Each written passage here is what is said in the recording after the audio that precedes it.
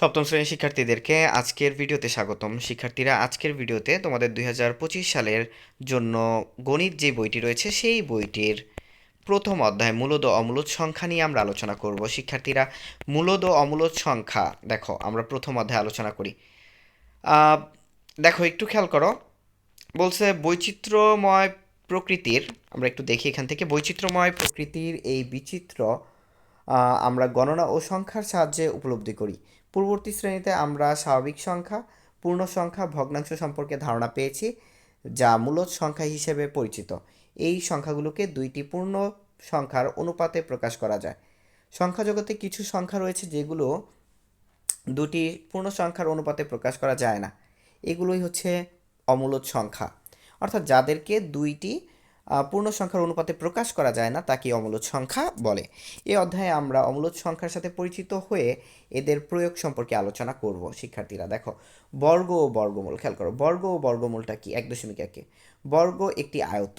বর্গ কি? একটি আয়ত যার বাহুগুলো পরস্পর সমান। বর্গ হচ্ছে একটি আয়ত যার বাহুগুলো পরস্পর সমান, ছোটবেলা থেকে শিখে আসতেছো তাই না? তো বলছে বর্গের বাহুর দৈর্ঘ্য ক একক হলে বর্গের ক্ষেত্রফলটা কি বলতো? বাহু স্কোয়ার মানে ক স্কোয়ার, বা ক ইন্টু ক বর্গ একক। এখন বলছে বিপরীতভাবে বর্গক্ষেত্রের ক্ষেত্রফল ক স্কোয়ার বর্গ একক হলে এর প্রতিটি বাহুর দৈর্ঘ্য হবে ক একক। দেখো, 9টি মার্বেলকে বর্গাকারে সাজানো হয়েছে। সমান দূরত্বের প্রতিটি সারিতে তিনটি সারিতে মার্বেল সাজানো আছে। মোট মার্বেল সংখ্যা 3 × 3 অর্থাৎ 3² ইজ ইকুয়াল টু 9। তো একটু খেয়াল করো, এই যে দেখো প্রত্যেকটায় 3টা করে সাজানো হয়েছে তাই না? 3টা করে সাজানো হয়েছে। এখানে প্রত্যেক সারিতে মার্বেল সংখ্যা এবং সারির সংখ্যা সমান, তাই চিত্রটি বর্গাকৃতির হয়েছে। অর্থাৎ যেহেতু এই সাইডে 3টা, এই সাইডে 3টা, এই সাইডে 3টা, এই সাইডে 3টা, এই সাইডে 3টা, প্রত্যেকটা জায়গায় 3টা করে আছে, তাই এটা বর্গ হয়েছে। কথাটা বুঝছো? তো বলছে ফলে 3-এর বর্গ 9 এবং 9-এর বর্গমূল হচ্ছে 3। তার মানে এই যে 3-এর উপরে আমরা কি করলাম বলো তো? স্কোয়ার করলাম। বর্গ মানে স্কোয়ার করলাম। তাহলে 3-এর উপর যে স্কোয়ার করলাম, এই 3টা হচ্ছে বর্গমূল। বর্গমূল, বুঝছো? আর এই যে আমরা স্কোয়ার করে যে 9 পাইলাম, 9 হচ্ছে বর্গ। সো আমরা কোনো সংখ্যাকে সেই সংখ্যা দ্বারা, আমরা আবার বলি, কোনো সংখ্যাকে সেই সংখ্যা দ্বারা গুণ করলে যে গুণফল পাওয়া যায় ওই সংখ্যায় মানে তা ওই সংখ্যার বর্গ, এবং গুণ মানে সংখ্যাটি গুণফলের বর্গমূল। আমি আবার বলি, 4। তো এই যে 4 তুমি করলা, 4 মানে কি? 2 × 2, তাই না? তাইলে তুমি 2 × 2, এই যে 2টা হচ্ছে তোমার কি? 2টা হচ্ছে তোমার বর্গমূল। আর 2 × 2 যে গুণ করে তুমি 4 পাইলা, এইটা হচ্ছে তোমার বর্গমূল। আমি মনে হয় একটু ভুল বলছি, তুমি আবার একটু খেয়াল করো, একটু মনোযোগ দাও। মনোযোগটা হচ্ছে 2 × 2, তাই না? তাহলে 2-এর উপর স্কোয়ার 4। এই যে 4 যে ফলাফলটা পাইলাম, 4 যে ফলাফলটা পাইলাম, এটা হচ্ছে বর্গ। আর এই যে 2 যেটার উপর আমি স্কোয়ার করলাম, সেটা হচ্ছে বর্গমূল। তো আমরা একটু খেয়াল করি, এক, একের উপর যদি আমরা 1 × 1 করি তাহলে 1 স্কোয়ার। 2, 2 × 2 যদি করি তার মানে আমাদের 4 হয়, তার মানে 2 স্কোয়ার। 3, 3 মানে হচ্ছে 3 × 3 মানে আমাদের 9 হয়, তার মানে 3 স্কোয়ার। 5, 5 মানে হচ্ছে 5 × 5 বর্গ করলে, তাহলে আমাদের 5 স্কোয়ার এবং 25 হয়। 25 হচ্ছে আমাদের বর্গ। 7, 7 × 7, 7-এর উপর স্কোয়ার, আর আমাদের 7-এর উপর 7 গুণ করলে, 7 আর 7 গুণ করলে 49 হয়। কীভাবে? এ স্কোয়ার। সো আমাদের মনে রাখতে হবে এই জিনিসগুলো। এবার দেখো, 1, 4, 9, 25, 49 সংখ্যাগুলোর বৈশিষ্ট্য হলো এগুলো অন্য একটি সংখ্যার পূর্ণ সংখ্যার বর্গ হিসেবে প্রকাশ করা যায়। তাহলে এগুলো হচ্ছে পূর্ণবর্গ সংখ্যা, যেহেতু এদেরকে কি বর্গ হিসেবে প্রকাশ করা যায়। পূর্ণবর্গ সংখ্যার বর্গমূল একটি স্বাভাবিক সংখ্যা। তাহলে আমরা দেখি 21, 21-এর উপর স্কোয়ার দিলে 441 একটি পূর্ণবর্গ সংখ্যা। তাহলে 441-এর বর্গমূল হচ্ছে 21, স্বাভাবিক সংখ্যা। একইভাবে আমরা কি করতে পারি? স্বাভাবিক একটি মানে সাধারণভাবে একটি স্বাভাবিক সংখ্যা m কে যদি আমরা অন্য একটি স্বাভাবিক সংখ্যা n এর বর্গ n² আকারে প্রকাশ করা যায়, তাহলে m² বর্গ সংখ্যা, m সংখ্যাটি পূর্ণবর্গ সংখ্যা বলে। সো এখানে আমাদের এখানে দেখানো আছে সংখ্যা, বর্গ সংখ্যা।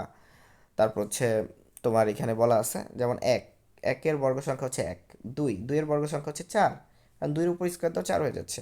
3-এর বর্গ সংখ্যা হচ্ছে 9, 4-এর বর্গ সংখ্যা এখানে 16 হবে, 5-এর বর্গ সংখ্যা 25, 6-এর বর্গ সংখ্যা 36, স্কোয়ার দাও 7-এর বর্গ সংখ্যা 49, 8-এর বর্গ সংখ্যা 64, 9-এর বর্গ সংখ্যা 81, 10-এর বর্গ সংখ্যা 100, 11-এর বর্গ সংখ্যা 121, 12-এর বর্গ সংখ্যা 144, 13-এর বর্গ সংখ্যা 169, 14 গুণ করো 196, 15 গুণ করো যেটা আসে সেটা 225 আসবে। সো এইভাবে বর্গ সংখ্যাগুলো কিন্তু বের করা হয়। সো আমরা বুঝলাম যে কিভাবে বর্গ সংখ্যা বের করা হয়। এবার দেখো, এবার সারণী থেকে একক একক স্থানে 1 রয়েছে এমন বর্গ সংখ্যা নিই। তাহলে আমাদের এখন কি করতে হবে দেখো, এখানে আমরা একটু খেয়াল করব। বর্গ সংখ্যা 1 সংখ্যা হচ্ছে কত? 1। 81 আমরা যদি 9-এর উপর স্কোয়ার করলে 81 হয়, তাই 9 লিখছি। 121 মানে 11-এর উপর যদি স্কোয়ার করি তাহলে 121 হয়। 361 19-এর উপর যদি স্কোয়ার করি 361 হয়। বর্গ সংখ্যা 9 3-এর উপর স্কোয়ার করলে 9 হয়। 49 7-এর উপর স্কোয়ার করলে 49 হয়। 169 13-এর উপর স্কোয়ার করলে 169 হয়। 16 4-এর উপর স্কোয়ার করলে 16 হয়। 36 6-এর উপর স্কোয়ার করলে 36 হয়। 196 14-এর উপর স্কোয়ার করলে 196 হয়। 16-এর উপরে স্কোয়ার করলে 256 হয়।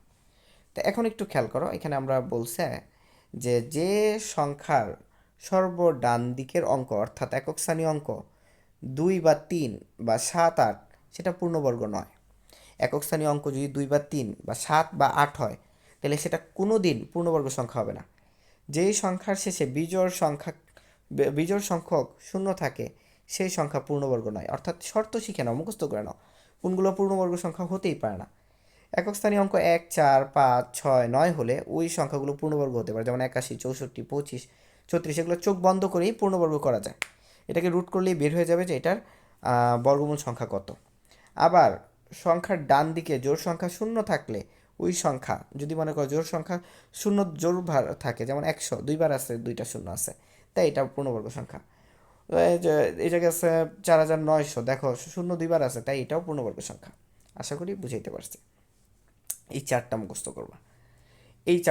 করবা, একের বর্গমূল হচ্ছে 1, 4-এর বর্গমূল হচ্ছে 2, 9-এর উপর রুট দিলে হয় 3, 16-এর উপর রুট দিলে হয় 4, 25-25-এর উপর রুট দিলে হয় 5, 36-36-এর উপর রুট দিলে হয় 6, 49-49-এর উপর রুট দিলে হয় 7, এরকম বাকিগুলোও কিন্তু এখানে দেখা দিছে।